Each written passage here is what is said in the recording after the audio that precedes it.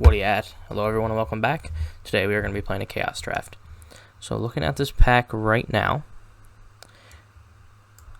this is an old pack, so I don't think I'm going to know many of these cards. We have Eladamri's Call, I know what that does. Derek Raz's Charm. Return target creature card from your graveyard to your hand. Deals damage to any target. Target creature gets +3/+4 within a turn. So that card's kind of awkward where it's Jund. Mana Silex, which is like, seems like it's reasonable fixing, but it's card disadvantage, so it's not great. ETB, return a black or red creature to its owner's hand. ETB, each player stacks land. 6 mana, 3/3, doesn't seem great. Kicker, return a creature you control to its owner's hand. Enters battlefield with an extra counter. Meh. Target creature gets +1/+1. This just has domain. Failed. Put target red or green creature on top of its owner's library.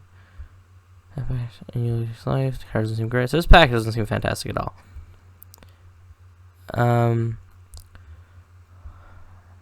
I think I don't want to commit to 2 colors yet this early.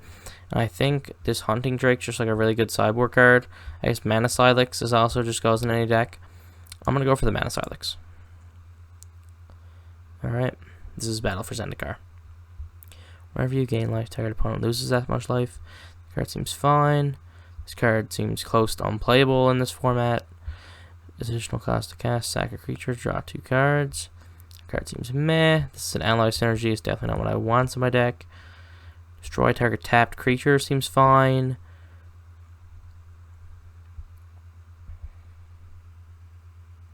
This thing seems like it could be pretty strong. Has just like a nice beater. But I think I'm going to go for the tapped removal spell. This is Talpa. That is one big boy. Turn on permanent on hand. If you were to see bless, you may put that permanent on top. So that's a pretty good card. See red. If you didn't have this creature's turn, sack see red. So that's like the Curious Obsession for red of that cycle. Spire Wanderer is a pretty strong card. But I think I'm just going to go with the 3 mana, 2/3 flyer. Goes with our sheer drop pretty well. Because I think I'd rather have 2 of these cards than any one individual of these other cards. I think this card is just too expensive. So I'm going to go for the Sky Marcher.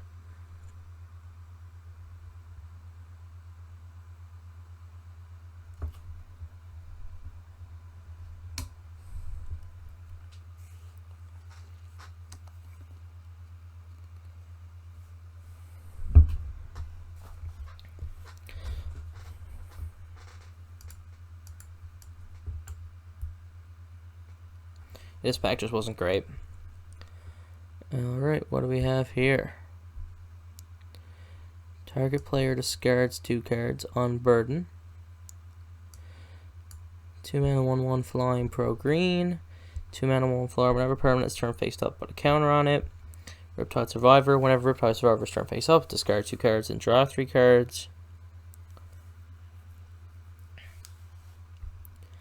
Just 3 damage to each creature with flying, each player. Enchanted creature has flying. So that's a pretty good aura. Fierce Empath.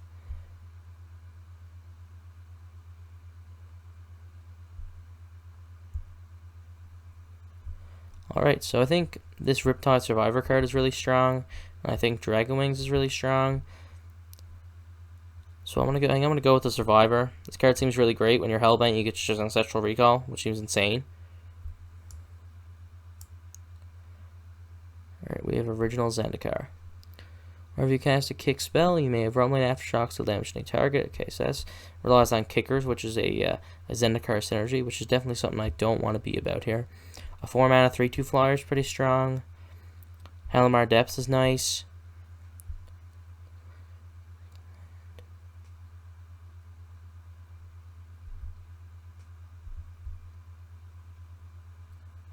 So there's just a 2 mana 3/3 ooze on our land.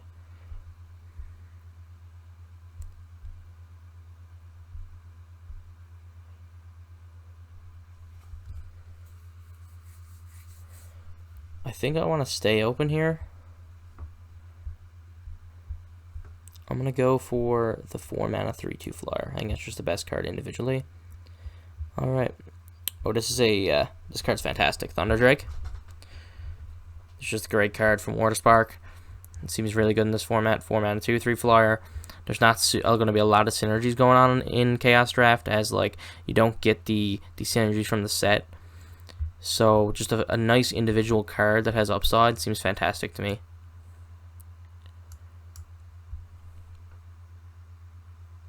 That's just like a big burn spell. Whenever this creature attacks, you may tap onto that card. Doesn't seem great. Current target spell. That's the second spell cast. This card doesn't seem great either. Seems meh, like a fine sideboard card.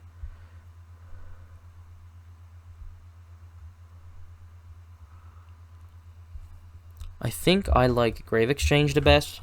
I can see a lot of scenarios where there's just a late game bomb where you just get your best creature back from your graveyard and they sack off a creature. So I'm going to take that card. But this card's fantastic. Perilous Voyage. If you bounce a big thing, you're generally winning on tempo anyways. And if you bounce a small thing, you get to scry 2 and set up your draw. So it's just a really strong card. I think the rest of this cards I think the rest of the cards in this pack are kind of meh. Whiptail's alright. 4 mana, 3/4 reach. Definitely deals with a lot of nice flyers. But the blue card goes with our 2 other blue cards, and we don't have any green right now. So I'm going to go for the Perilous Voyage.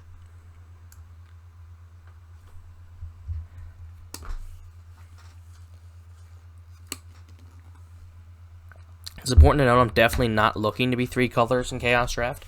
So I'm probably going to end up moving down one of these, cutting out one of these colors as we go along here.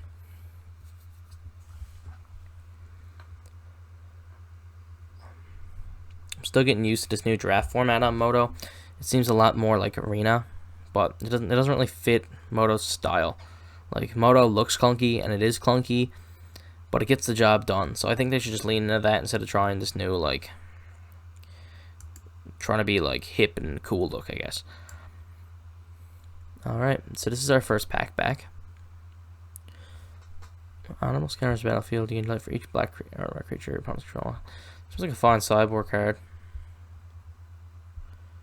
Not really a big fan of any of these cards.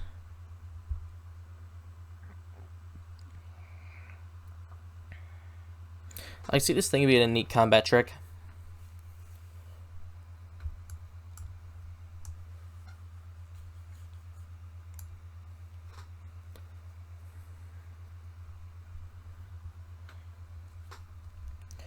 Whenever a creature becomes blocked by one or more colorless creatures. Okay, that card's not fantastic. I don't really like Altar's Reap either. Yeah,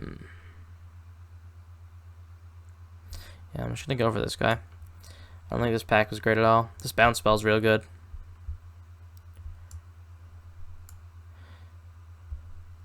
The Dragon's Wings wield. Seems like blue is pretty wide open here.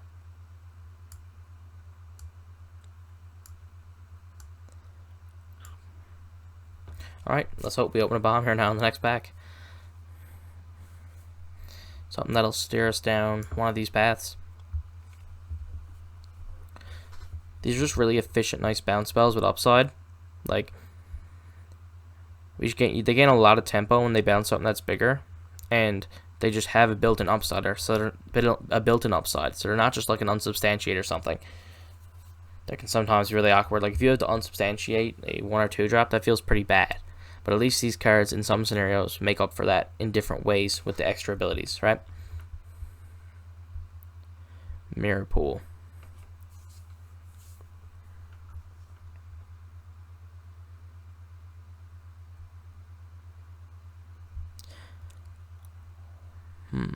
Expedition Raptor is a nice card.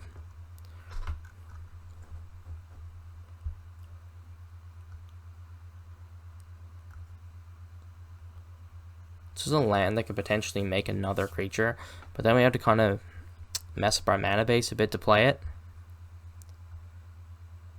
But I can see it having lots of application in the late game, where we're starting to like flood out, and we can just develop this out as a land in the early game and use it to tap for our spells, and then make a big creature.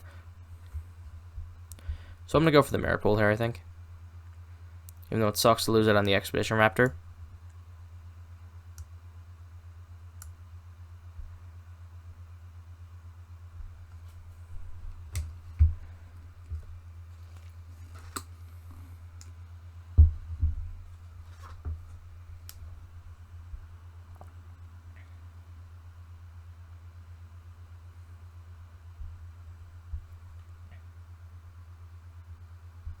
This card doesn't seem very good.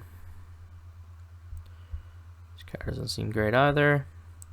As long as you have more cards in hand than each opponent, Secret Keeper gets +2/+2 and has flying. 2 mana 2/3 defender. Your maximum hand size increased by 1. Turn a land you control to its owner's hand. Untap target land. 5 mana 3/3 flyer. Discard it. Target creature gains flying till end of turn.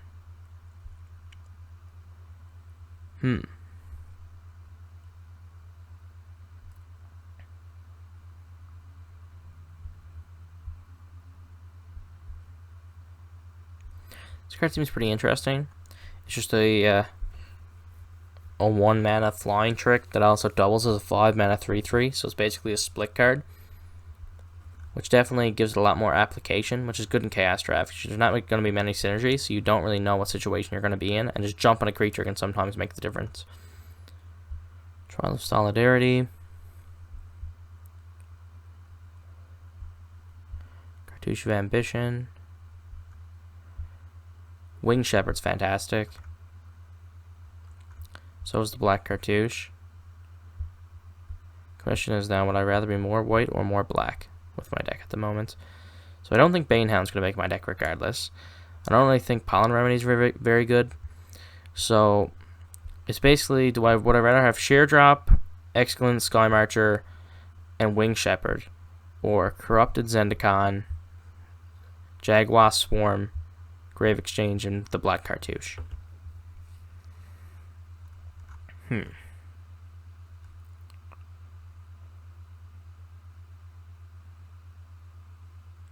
I think I like the black cards better, so I'm going to go for the Black Cartouche here. Beginning of your upkeep, put a Shred counter on Cephalid Vandal, then mill a card for each Shred counter on Cephalid Vandal. That card seems like a big trap. Cabal Coffers. Definitely a very strong card here. Strength of Lunacy, a very strong sideboard card if you're playing against white. It just seems insane. This is just like the Cephalid Illusionist ability on a creature. Mesmeric Fiend is just a fantastic card in general. This is a sideboard card. Coffers definitely goes better in like a more mono black deck than what we are. So I think I'm going to go for the Fiend. And that means I'm going to move these 2 white cards to my sideboard. Polluted Delta is just fantastic. We're already into blue-black. So I think I just had to take Polluted Delta. It's going to make our mana fantastic. Just a great, really lucky to see that card here. Immediately punished by seeing all the white cards after moving into blue-black. Means that I probably shouldn't close up white as an option right now. I think I'm going to take the Bring to Trial. The card kills big creatures, which is like, it can come down since there's not many synergies, you don't really die super fast in Chaos Draft. So like a big creature can make the difference. So I definitely like this spell a lot more in Chaos Draft than I do in Ravnica Allegiance. Yeah, the white, there's just an insane amount of white cards here. Oh, this card seems insane. 6 mana 4/1 can't be blocked.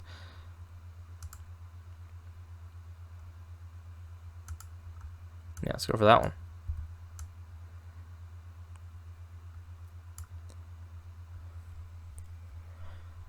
God's Eye, Gate to Raikou. Is put into a grave from the battlefield, card a 1/1 spirit. No, that's definitely not what I want. 4 mana, counterattack instant sorcery, and use Surgical Extraction those instant sorceries. That doesn't seem great either. Mistblade Shinobi. Does combat damage when a turn target creature the player controls. Oh, this card is nuts. This is a ninja that mana wars people. Whoa. That's definitely something I want, especially with a lot of my flyers.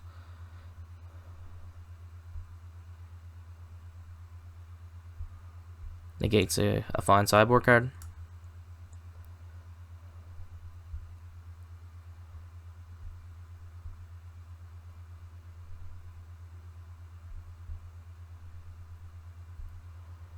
Let's go for the Oboro Breeze Collar. I don't think it's gonna make her deck though. Floodwater seems like a nice card. You can cycle it when it's bad, and when it's good, it's gonna get them real good. They have 2 big creatures out, you bounce them and get to swing in. It can definitely push through an Alpha Strike in a lot of scenarios. And cycles when it can't do that, obviously. I think I'm still liking our Black Splash better than our White Splash at the moment. But obviously that can change in pack 3 if we open some crazy Black Bomb.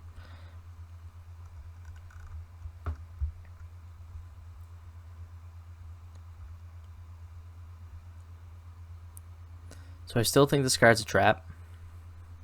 Just going to mill us out really fast.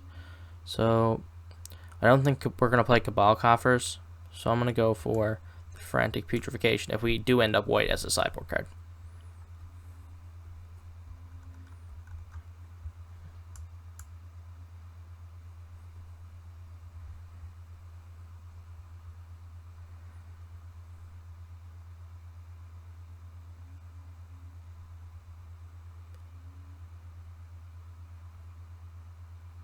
So yeah, this pack seems pretty weak. I'll put the Elin as a sideboard card, but I doubt it's ever going to come in. The Angel's not too bad of a card, and the Mirror Servitor. Alright, let's see what we can open in our next pack.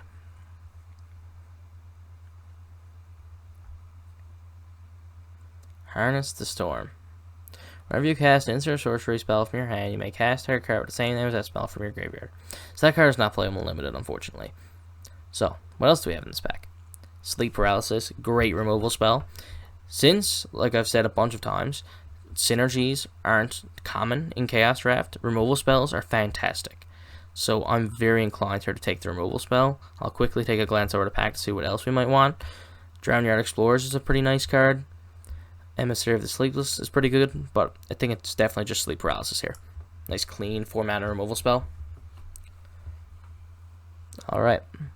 Mire's Grasp, once again, another reason to be black, just a great card. I think the Chimera is also great here. The Shimmerwing Chimera for us, that is, because obviously we're not red.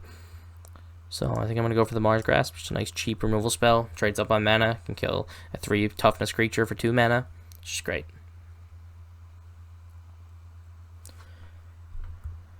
Can't be blocked. Enters the battlefield, target creature can't be blocked this turn. And target spell, the target's permanent you control.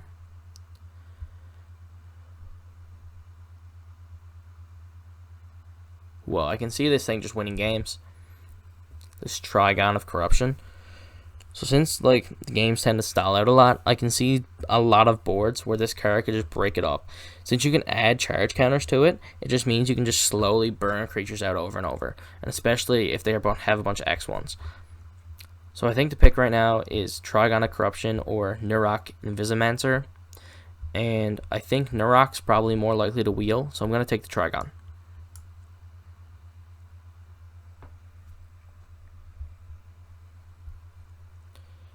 This is the 5 mana -4/-4, which isn't great, but it definitely kills a lot of creatures. It can be important to deal with some Florida that's in our way or something like that.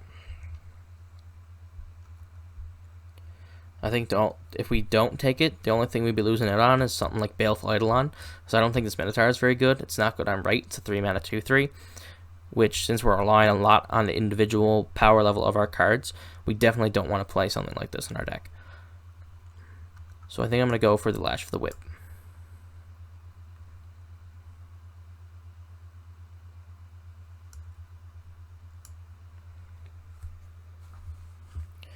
Signet's very strong.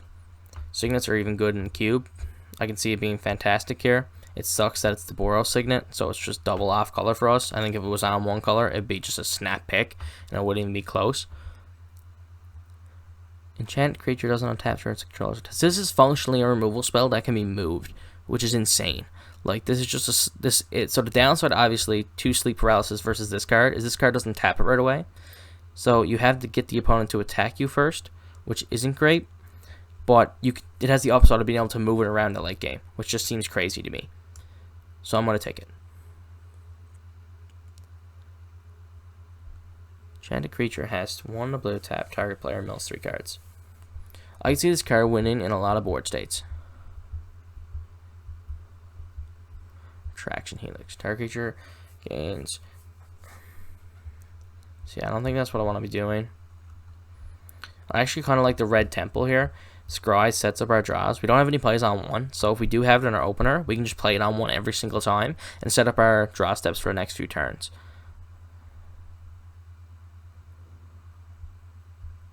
So I'm going to take the Temple. Fortunately, this is the obelisk that is completely off color for us, so there's no chance I can play it. Whenever another creature dies, you may put a +1/+1 counter on Scavenger Drake. I can see this card being fantastic. There's not really much else for us here, so I'm going to take the Drake.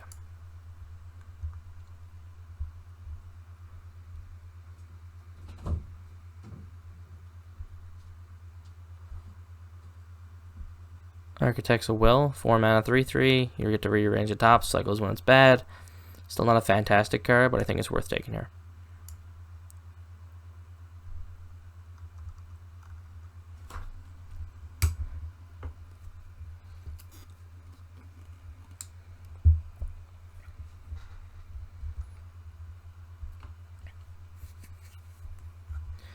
I think I like the 4 mana 1 flyer here. I don't think it's going to make the main deck, but it's definitely a good sideboard card.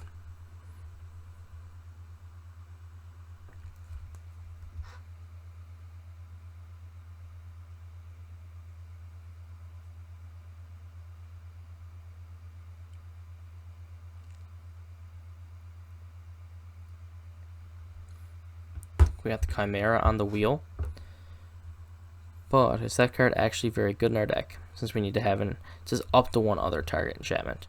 So since it's up to 1, we're not forced to bounce. So it's just a 4 mana 3/2 flyer, which can have upside to move some of our enchantments around. Like we could loop a Cartouche of Ambition, for example. So I think that card's great. This pack doesn't really matter. Just take the Passage as a sideboard card. We could potentially board into a White Splash if we need to in some games.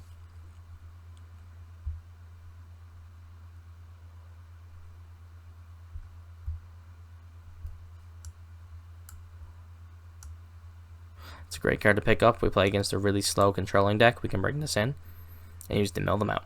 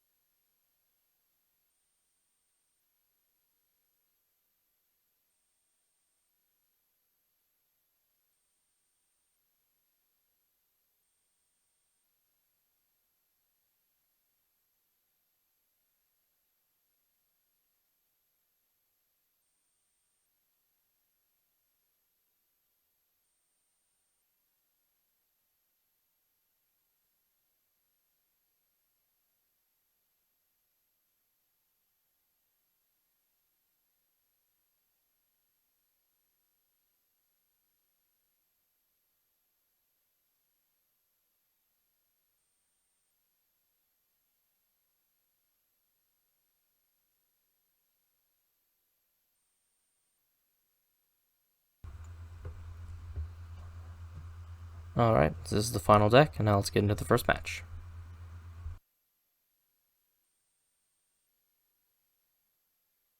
We're up against Sir Sound of Garden, and we are on the play. So looking at this hand here now, so we have the Architect's Will to cycle, which should let us hit our land drops, but I still don't think there's enough lands in this hand to be willing to keep. This hand, on the other hand, seems great. We have a nice early play. We have a Flood Water, so if we flood out, we can play it. If we don't, we can cycle it. So what do I want to put back here? I think I like putting... So while keeping the Flood Water is just pretty flexible, I still think it's the worst card in hand. As we draw a land, we can play these 4-drops. We have a bounce spell for an early play, which will let us set up into these 4-drops. So I'm going to put back the Flood Waters. Lead off on the island here. No reason to lead off on either one. We don't have any double colored spells on 2. Probably just Voyage, whatever they play here. It's fine as well. We'll just keep setting up.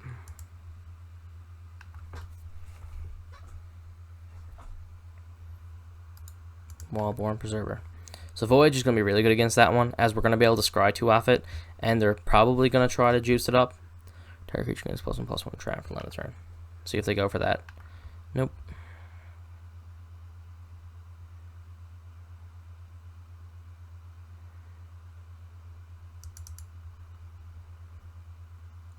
Brazen Wolves.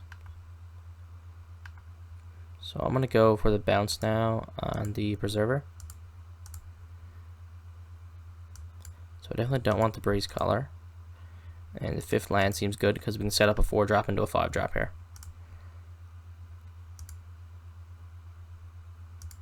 Just gonna run out the Architects here. Sets up a nice clean trade for the Wolves while also setting up our the top 3 cards of our deck.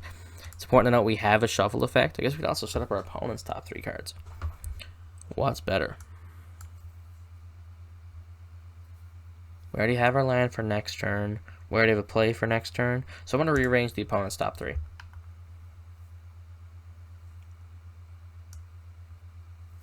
So they have a 3-drop and 2 lands. So I'm going to stack these like Mountain, Forest, Stalwart. Then I'm going to open up the chat window here and write down what they had, so we can remember. And then I'll pass the turn.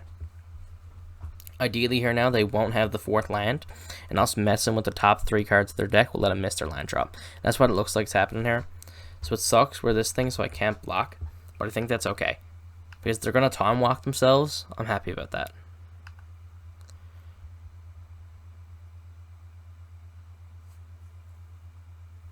Alright, is it going to be the Scout? Not Scout, the Stalwart. Alrighty. So let's go for my 5-drop.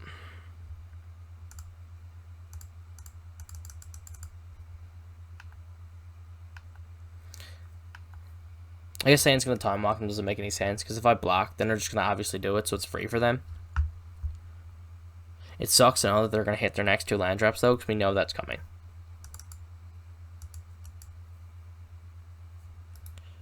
So they can give something +1/+1 and trample. So giving this thing +1/+1 and trample means they can still only kill one of our blockers. So I think I'm going to set up the double block here.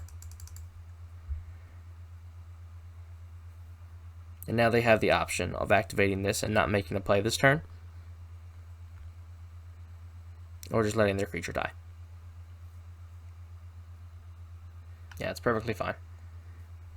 So trade my creature for this creature and their turn. Temple, I'm going to scry. It's a great effect here. Shut down their wolves. We'll go for the Chimera. Once again, going to try to set up a block, especially since now that I have the card coming off the top that's going to let me lock down their last creature. I think I just want to keep trading. It's annoying with this wolves, because if I block here now, they just get to pump and make this a 5. So then they trade for both my creatures. So unfortunately, I don't think I can block, but at least I'll be able to lock it down with the tap effect next turn. And then we can start pressing our advantage with a flyer here.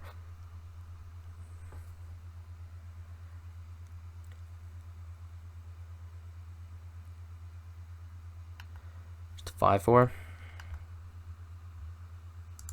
So I'm not going to return enchantments. Sell the wolves. I think I'm in a pretty bad spot here, all things considered. I'm basically forced to double block up on this Kushuk, which is going to take out both of my creatures. And they still have 5 cards in their hand. This Scarred, the Rage Pits, has just made my life so miserable. It's just made every attack a nightmare. Like, I've had to double block, and I just couldn't make profitable blocks on the wolves for a bunch of turns. It's just really bad.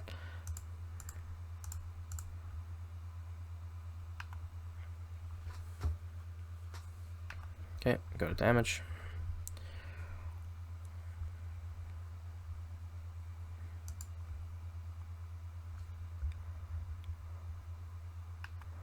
Can be blocked except by creatures with Defender. And the Preserver again.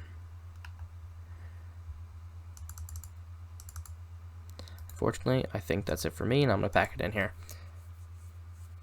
Sure, I can live through the turn, but I'm just going to have to throw my Elemental under the bus into the Preserver. This thing's going to get in for 3 if they want it to. Just don't think I'm in a good spot there at all. I think I really like the sizing on this 1/5. The 1/5 will be able to block profitably into a lot of their plays. I don't think I'm a big fan of the Elemental. It blocks pretty poorly, and they're definitely a faster deck. So I'm going to be on the back foot most of the game. So I don't think there will be many opportunities where I can just get this down and get a few whacks in.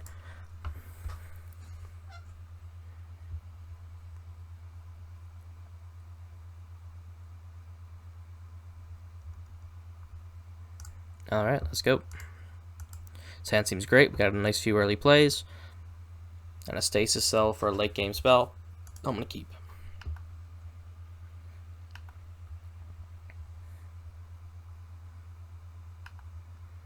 Hopefully this Fiend can break up their hand. Alright. So, they don't have a play next turn. Fabrication Model. Whenever you get 1 or more energy, put a counter on target creature control. That's a pretty nice engine. They can just make +1/+1 counters on their creatures. So I don't really care about these big creatures, because these big creatures are going to be locked down by Stasis Cell. And next turn they don't have a play. This 3-drop dodge Demir's Grasp, which lets me curve out pretty cleanly, because they're not going to play anything next turn. Then I'll be able to grasp, and then I'll be able to set up for hopefully Stasis Selling something eventually. So if I don't really care about the Stalwart, what do I care about? I think the Fabrication module is really mana intensive, and hopefully I should be able to punish them for spending that much mana, especially since they only have 3 lands. Since I have the answer to this card in my hand already, I'm inclined to take their next play, which would be a 4-drop, because in order to get any of these 5-drops down, they'd have to hit runner lands. So I'm going to take the Magma Sliver.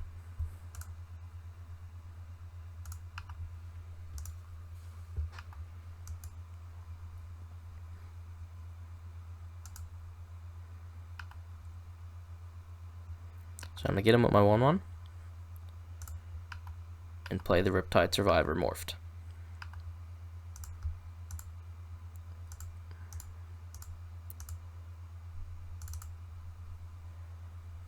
Now we run out of cards, we'll morph that back up and draw 3.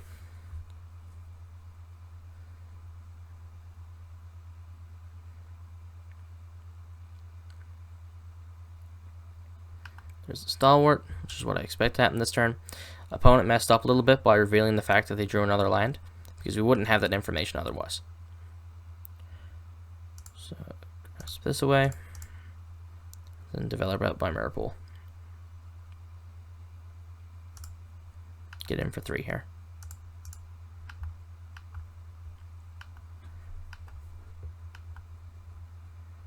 So we're going to see the forest come down. This is a 4-drop.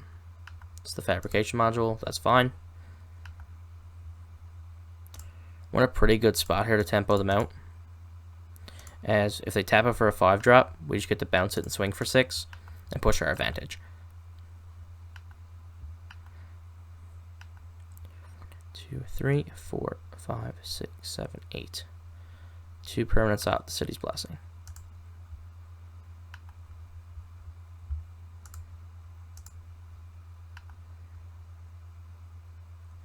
So now instead of bouncing this, I think it's better to just develop our 5-drop and get him for 3 in the air.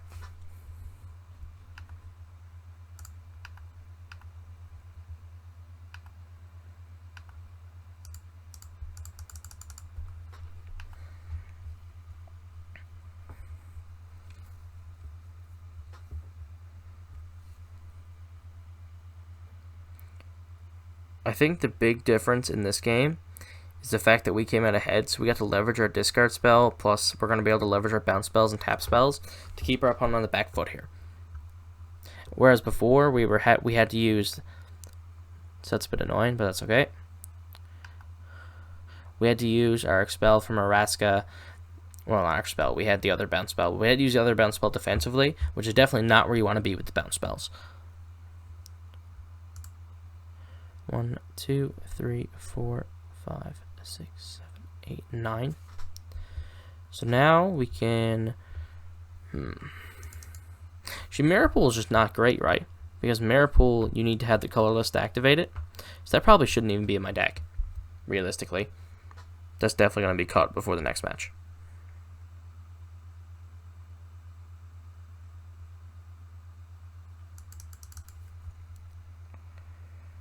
I think I just like getting in for 3 here. I don't think I'm really in a rush to do anything. The Expel from Araska is really nice because we might be able to bait out a fight spell potentially. Or they could get aggressive with this creature, thinking they might need the race, and because they have a creature back, they're safe, and we can just bounce that creature and then get in. They're also going to load this up with counters, which is great. So this means their turn got functionally, like, they only played this spell this turn now, because we already had the answer for this guy in our hand.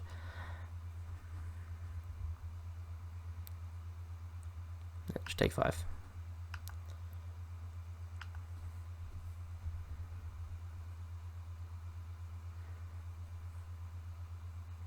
Yep. Alright, so let's go for Expel on this guy.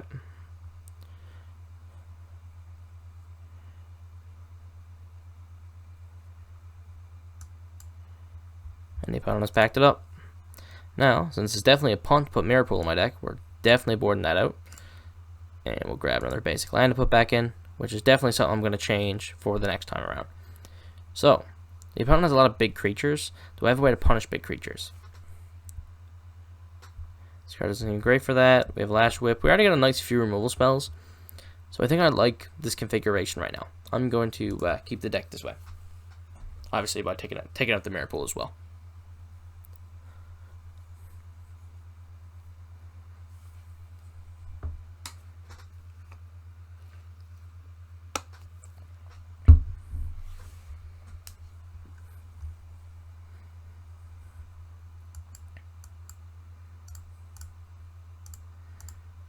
So our opponent has kept 7. I think it sounds fine. We have a 2-drop more on the draw.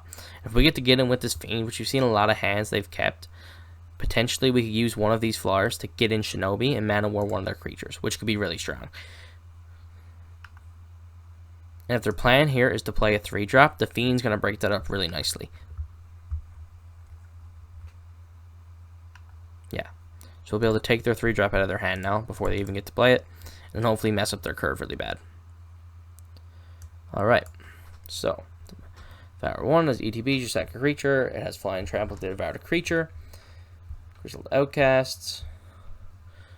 Goblin Offer. You may cast this card at any time. You can cast an instant by sacking a goblin, paying the difference in mana cost. Text creature you control get plus 11 hertz. That's just like a big goon. So I think I just take their play on curve. As now they don't have a play next turn. I could potentially get in with the Fiend.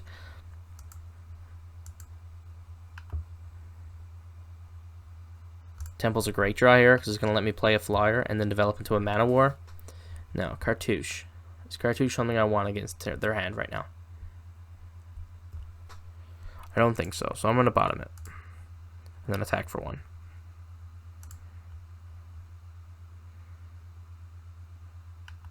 I don't think there's a point in ninjutsuing here.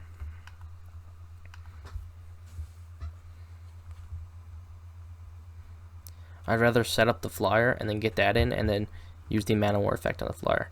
So no play on 4, even though they have the hatchling, is interesting. It means a couple things. It means they could be trying to get full value out of the hatchling, or they're representing something. So because they could potentially have a flash creature here, I don't think I want to play out. I don't want to tackle my Fiend. The 1 damage doesn't really make a difference, so I'm just going to go for the Silent Observer here. And hopefully they'll play a Fly Drop and we can set up the Shinobi Mana War turn, and it'll be great. Yeah, this worked out perfectly. So now I can attack with this, Shinobi on it, Mana War away, and we just stopped their whole turn last turn. Put in Shinobi, Mana War their creature. Now I want to start pushing my advantage, so I'll get swarmed down.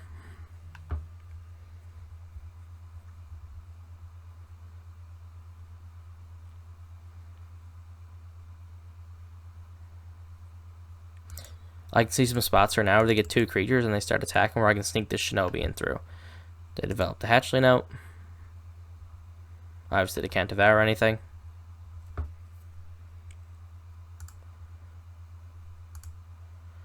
I think I just like sleep paralysing this and attacking with the team.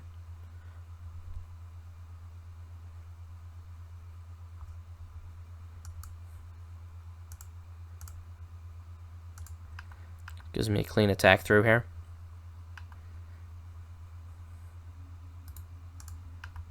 Luckily the Shinobi's in May, because I don't want to bounce this creature right now.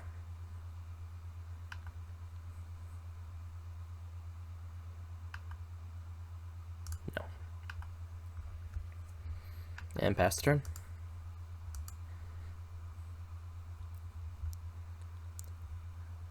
It's okay.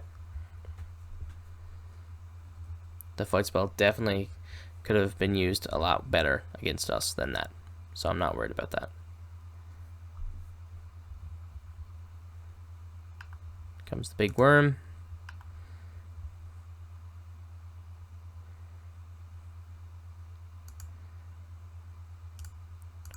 I like getting this guy down here, because this is going to let me pick up the sleep paralysis and put it on the patron. So get him for 3 here, so he doesn't have reach, right? No. Alright, chip in. We're going to take 7 here on the next attack, but I don't think that's really a big deal, because we're going to get to lock it down. He's going to have a 2/2 flyer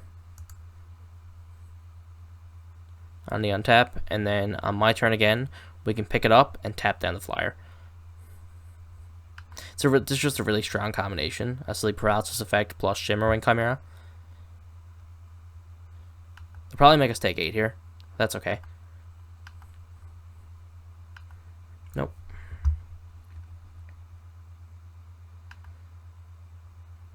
Chimera, pick up sleep paralysis.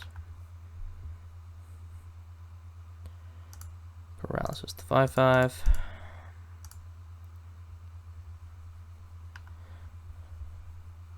Crunch in with the team.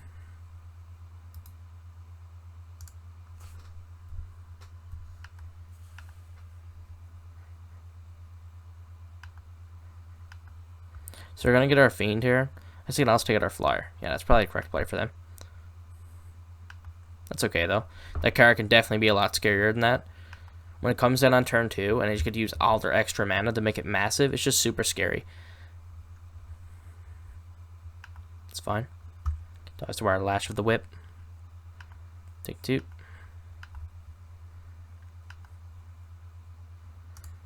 Swamp. Lash. Attack for 3.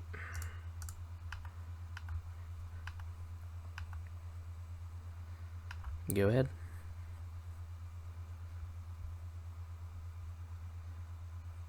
It's fine. Spell is not going to flip in time to be relevant. And our opponent has scooped it up here. And we are up a game. Now for the next game, the Mirror Pool will be cut for an island, so keep that in mind.